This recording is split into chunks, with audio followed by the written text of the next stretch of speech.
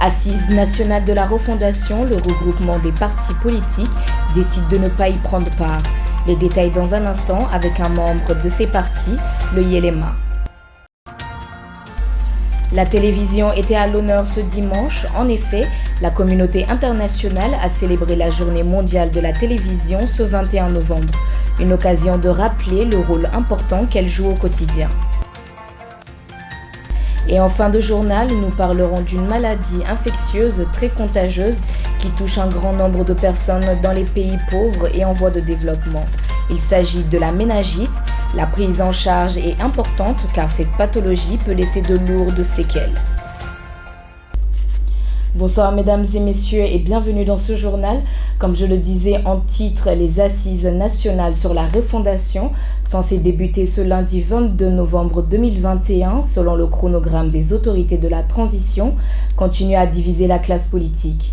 Si certains pensent que ces assises nationales de la refondation seraient un nouveau départ pour un nouveau Mali, pour d'autres, notamment le regroupement politique pour une transition réussie, composé d'une dizaine de partis, trouve que c'est une perte de temps. Reportage.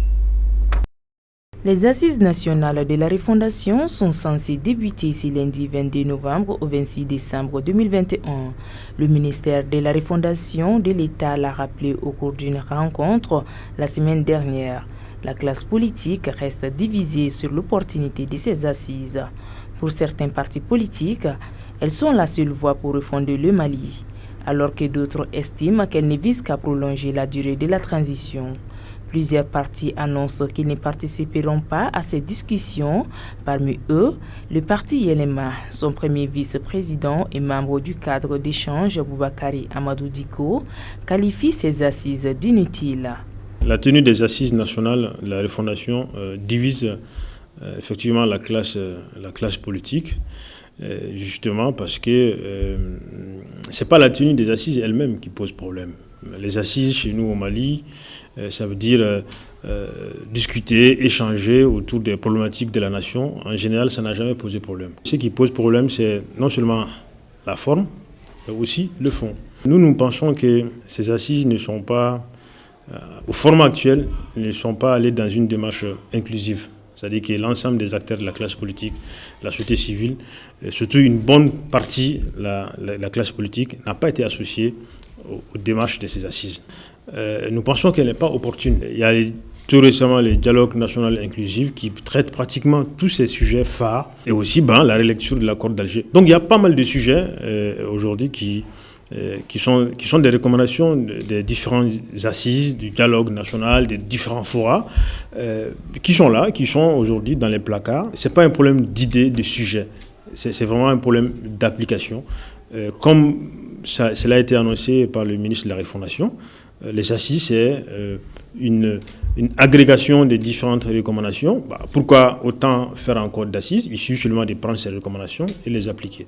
Donc c'est pour cela que nous pensons qu'aujourd'hui, à l'état actuel, elle est inopportune. Selon M. Diko, dans le contexte actuel du pays, le budget voté pour la tenue de ces assises est très coûteux. Elle est d'autant plus aussi budgétivore. Vous savez, ces assises vont coûter pratiquement à 2 milliards 500 millions. Nous sommes dans un contexte de difficultés énormes, de cherté de la vie, d'insécurité alimentaire et toute forme de problèmes que le Mali rencontre actuellement. Aussi, ces assises sont, d'une manière générale, on va dire, antidémocratiques, du sens où elle a un caractère obligatoire d'après les organisateurs. Et ces assises vont s'imposer aux différents candidats. Cela veut dire que, franchement, le contrat social qui va exister entre le candidat et la population n'aura pratiquement aucun sens. Pour le premier vice-président du parti Yelema, faire ces assises en incluant une partie de la classe politique sera voué à l'échec. Toutefois, il lance un appel au président de la transition de changer les caps de leadership afin de rassembler tout le monde. Participer à ces assises, c'est aussi aller cautionner la prolongation du délai de la transition, qui pour nous aujourd'hui n'est ni plus ni moins qu'une violation flagrante de la charte de la transition qui correspond à la constitution de notre Mali. Donc nous, ça fait partie des valeurs des principes, non seulement pour notre formation ELAMA, mais aussi pour les membres du cadre d'échange pour la réussite de la transition. Faire ces assises sans la majeure partie de la classe politique qui sont aujourd'hui regroupés dans le cadre d'échange des regroupements des partis politiques pour la réussite de la transition, et aussi avec un certain nombre de regroupements, moi je dirais que ça sera une grosse erreur de la part de nos autorités. Donc c'est maintenant aux autorités de nous montrer le cap, le leadership et rassembler tout le monde. Et malheureusement, notre interlocuteur, qui est aujourd'hui le chef du gouvernement, ne montre pas ces chemins. Aujourd'hui, nous sommes dans la division, nous sommes dans les clivages. Plus d'une dizaine de partis et des regroupements de partis, dont le Rassemblement pour le Mali de l'ancien président Ibrahim Boubacar Keïta, les éléments de l'ancien premier ministre Moussa Mara, l'ASMO de l'ancien premier ministre Soumaïlou Boubèye Maïga, ou encore l'APR et l'ADEMAN, entre autres, avaient déjà annoncé son refus de prendre part aux assises nationales de la refondation programmées fin décembre. Sur un tout autre sujet à présent, le monde a célébré ce dimanche le 25e anniversaire de la Journée mondiale de la télé, occasion pour les professionnels de la communication de rappeler que la télédiffusion ne cesse d'évoluer et se transformer pour offrir une expérience unique aux téléspectateurs, mais également son rôle important dans la transmission de l'information. La télévision est aujourd'hui fortement présente dans notre quotidien. Elle a beaucoup évolué au fil du temps et constitue un instrument de communication qui donne l'opportunité de remonter vers les populations des informations qui les intéressent.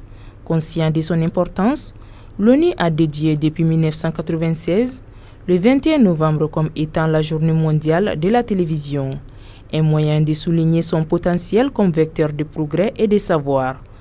Pour cette 25e anniversaire de la télé, l'accent est mis sur l'évolution technologique et son impact sur la télévision qui l'a rendue accessible à tous et partout. Selon les professionnels de la communication, la journée de la télé encourage les échanges d'émissions consacrées notamment à des questions telles que la paix, la sécurité, le développement économique et social. Au Mali, plus de 60% du territoire est couvert par la télévision publique. Toutefois, les programmes proposés suscitent débat sur le contenu.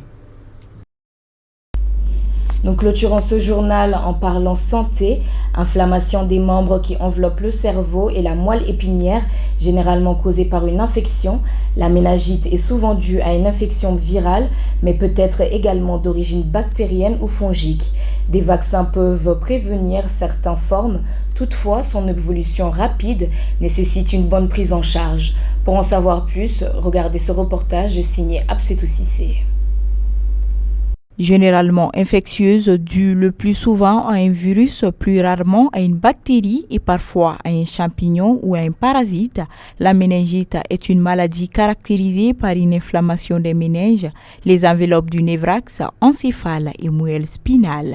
Selon le médecin généraliste Dr Koné Sina Oumar, cette maladie a de très graves conséquences sur la vie humaine dont le taux de létalité est élevé et peut entraîner de graves séquelles.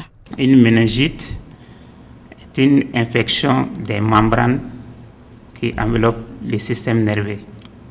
Donc, le système nerveux central et le système nerveux périphérique. Le système nerveux, ça c'est le système nerveux central, ça c'est le cerveau, et le système nerveux périphérique, ça c'est la moelle épinière. Donc, l'ensemble du système nerveux est fermé dans la boîte carène pour le cerveau et la colonne vertébrale pour la moelle épinière. Ils ne sont pas en contact direct avec les os du crâne et de la colonne vertébrale. Donc, les méninges qui enveloppent le cerveau, quand ils sont sujets à des infections, c'est ça qu'on appelle la méningite. L'inflammation est due à des agents pathogènes. Donc, on a les bactéries et les virus. Mais l'ensemble des pathologies, 70 à 80% des pathologies des méningites sont dues à des virus. Mais les virus ne causent pas de problème. Donc la maladie est bénigne et se guérissent d'elle-même. Bon, les méningites bactériennes sont 20 à 25% environ qui sont les plus graves. Banane yɛrɛ bɛ se ka na ni gɛlɛya caman ye adamaden ka ɲɛnɛmaya la i n'a fɔ a bɛ se ka na ni fiɲɛ ye adamaden ma dɔw tulo bɛ se ka geren a bɛ se ka na n'o ye donc denmisɛnnin a bɛ se ka denmisɛnnin dɔw hakili lasegin dɔɔni c'est à dire hakili tɛ se ka développer joona quoi a bɛ na n'o caman ye. Donc, la méningite reste un grand problème de santé publique à l'échelle mondiale. Des épidémies de méningite sévissent dans le monde entier et en particulier en Afrique subsaharienne. Cependant, quels sont les signes de la maladie et les moyens de précaution pour éviter la méningite? Et fɛngɛ fiɲɛ de fɛ quoi c'est-à-dire a bɛ banabaatɔ min na o bɛ se k'a yɛlɛma mɔgɔ kɛnɛman fɛ ni fiɲɛ de sɔgɔsɔgɔ ou bien n'a tigi tisuna donc daji ninnu bana nin bɛ sɔrɔ o de fɛ donc bana nin sisan bana nin bɛ a taamasiyɛn ye minnu ye banabaatɔ i bɛ taa sɔrɔ a fari ka kalan a fari bɛ kalaya donc a kan bɛ ja donc fɔɔnɔ bɛ na la bon fɔɔnɔ nin bɛ kɛ fɔɔnɔ min bɛ seri quoi. Ensuite, banabaatɔ a caman bɛ yen i bɛ taa sɔrɔ ni yelen mɛnɛna donc u tɛ se ka yelen ku o fana bɛ yen donc dɔw fana bɛ yen a bɛ na n'a juguyala a bɛ se yɔrɔ dɔ la i bɛ taa sɔrɔ banabaatɔ yɛrɛ fari bɛ bilen donc o ye bana yɛrɛ selen yɔrɔ min na cɛ ka jugu dɔɔni donc o y'a taamasiyɛn ninnu ye an bɛ se ka min fɔ a bana na donc maintenant bana ni précaution an bɛ se ka précaution ta bana nin kama pour que an kana se ka bana sɔrɔ cogo min na o ye bana bɛ banabaatɔ fɛn fɛn na an k'an janto a la an kana to ka gɛrɛ a tigi la kuma bɛɛ o ye kelen ye donc banabaatɔ n'a bɛ so kɔnɔ an k'an kɔlɔsi a ka minɛn na o bɛɛ bɛ se k'a yɛlɛma mɔgɔ fɛ dɔɔni donc o mana bɔ yen o ye vaccination fana bɛ yen donc n'a y'a mɛn ko vaccination bɛ yen méningite kama dɔrɔn bɛɛ ka taa vaccination kɛ parce que o kelen dɔrɔn de bɛ se ka mɔgɔ kisi a bana nin ma. Sinon, la vaccination est une épidémie donc selon la cause de la méningite, celle-ci peut guérir d'elle-même ou être potentiellement mortelle et nécessiter un traitement antibiotique en urgence. En cas de méningite, il faut l'antibiothérapie. Parce que ce sont les bactéries qui sont responsables de la maladie. Donc, il faut faire un traitement antibiotique avec des antibiotiques adaptés. Ensuite, faire les traitements symptomatiques, les signes qui sont à côté de la maladie, par exemple les céphalées, raideur de la nuque, fièvre, donc il faut corriger tout ça. Mais l'antibiothérapie est la première des choses à faire. Pendant environ 7 à 14 jours environ, ça dépend de la sévérité de l'infection.